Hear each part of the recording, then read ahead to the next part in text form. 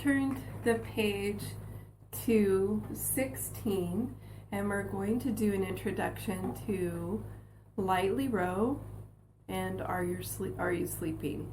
So these two have something in common, and that thing in common will be the key signature. So you have two sharps and two sharps. So what do you remember about that? I want you to think that through in your head, because that's one of those, immediately two sharps, D major. So I want you to be able to put that together. If you see two sharps, it's D major. The sharps are F and C. Just like you read the word cat, or you say the sentence, I'm going to school today, and you know exactly what that means, how to spell it. If you had to write it out, you could. This is musical terms that are important to learn, and knowing your key signature is going to make you a better fluent musician. So let's look at these notes though. So we know we're in D major. We start on A and go to F sharp. Then we go G to first finger on the D string, which is E. Then we go D, E, F sharp, G, A, half note A. Okay, so, and from all of the triage stuff that you've done in the past, let's see, is there any other place in the music that might be similar to the beginning? So we have A. I don't see anything. Oh wait, here we are. Look at this. A, same, close to the same with an ending. Also, these are the same notes. They just have, instead of a half note, there's 4 quarter notes. Similar notes. Oh, but look, this is the same as this. And then instead of ending here, we're going to go on to the D, open D here. We have quarter notes, half notes, and 1 whole note at the end. So these are all the things that I want you to do before you play music, because doing this little bit of triage, your brain will go, oh yeah, I've seen this before. I know where to do that. And you'll get a good tactile and visual idea of what you're doing before you ever put the bow on the string. And then let's get this. Set up your position, make sure everything's nice and comfortable. Bow tightened. Tune of sorts. If you have a friend who knows how to tune, have them tune your instrument. If you're not like this, you can use your fine tuner if you're slightly flat. If you're sharp, check all your strings before you tune anything, because more than likely one of them has gone loose, one of the pegs is released. Yeah. Okay, so on Lightly Row we start on A. Set your bow on the string, and you're going to go A to F sharp, roll to the D,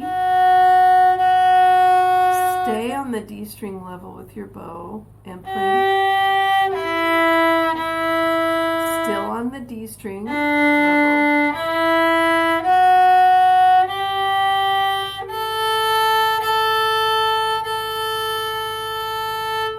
Good. Now the next few measures are going to be those same notes.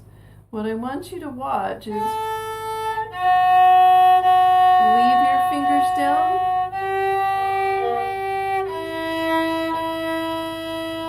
and let them hover.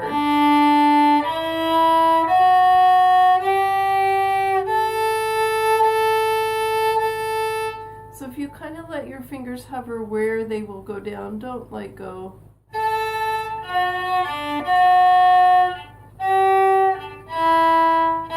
Don't pick your fingers up in between each one. Just let them stay on the string.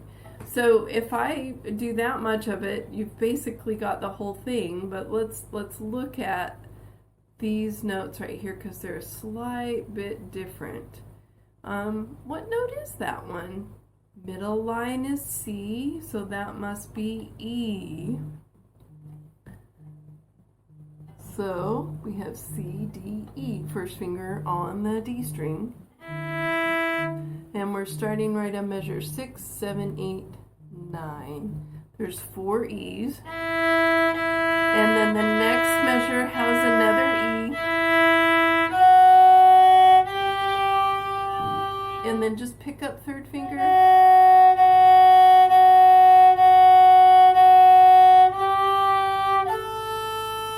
And then you go back into what's like just like the beginning. Now let's go on to the bottom of page 16 to Are You Sleeping? This one introduces 2 things, what's called a round or a slight bit of a fugue, and this little eyeball shaped thing on the bottom, and you'll see it in your music right down there. So that is called a fermata. And a fermata, if you read the sentences up above, is a hold. And when you're playing by yourself, basically you can hold it for however long you want. If you're in a group, you want to watch the leader, the designated leader in your group, because that person will tell you when to stop playing this note. So we come over here and you see your clef sign, your key signature, and your time signature. We know it's in D. We start on D. And then the duet part has 2 measures rest before it comes in. But look, if I look here, and I look here, and I look here, and I look here, they play the same notes 2 measures off.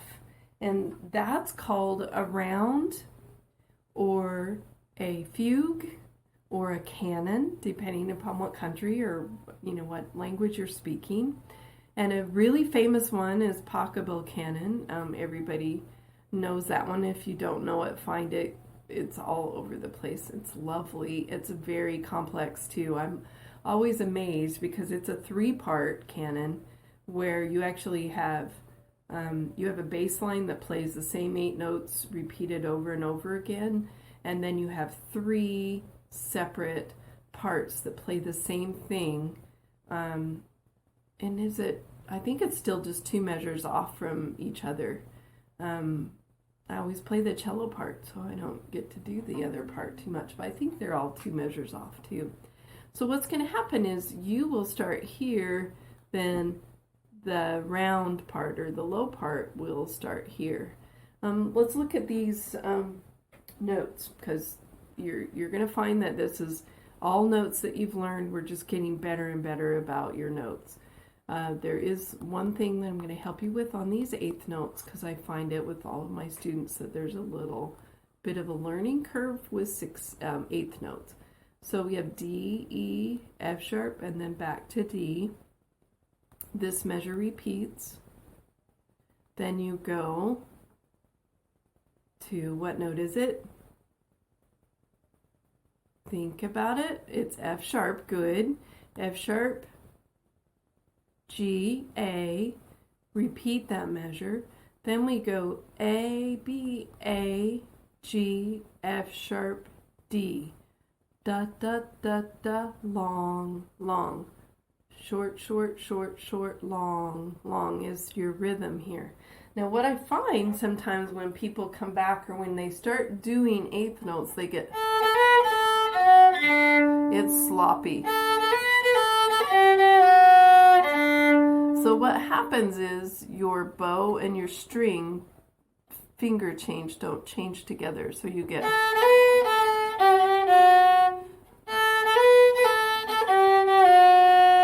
so you get extra notes, not just from changing the string, but from,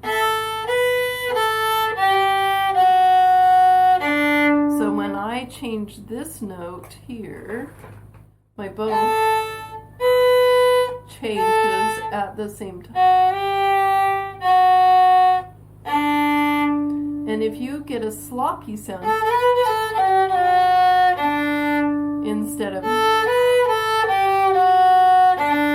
you need to be aware that you're not changing your bow and your finger at the same time, and you might be playing a little too fast.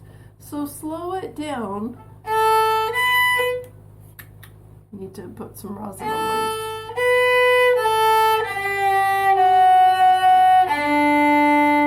So make sure those notes are clear on the eighth notes. And then let's skip ahead to second line, second measure, right there. If you can leave first finger down, then do so. And then after that, you're going to repeat the first 1, 2, 3, 4, 5, 6, 7, 8 measures. You're going to repeat that 3 times. So once you've learned the first 8 measures, you've actually learned it all. It's kind of a repetitive thing, which is normal for folk songs. So that's your introduction to page 16. Don't hesitate to take some good time on them. Also, don't hesitate to go back and play a D major scale and make sure you've got your D scale in place. Leave a finger down when you can. I play on a 5-string, so my strings are actually the same width apart as a full-size violin. They're a little bit closer together than a normal viola would be. And so sometimes I can't leave a finger down and I have to lift it. So, but if you have enough space between your fingers and you can go from that, if you can go from open D to first finger and leave that finger down, I can't, because mine are just a little too close together. Anyway, side note. So go ahead and get started on page 16. Spend some good time. Make sure you're reading these notes and that you've got the correct rhythm, that your bow and your finger are coming down together. And I will see you on the introduction to different kinds of time signatures other than 4/4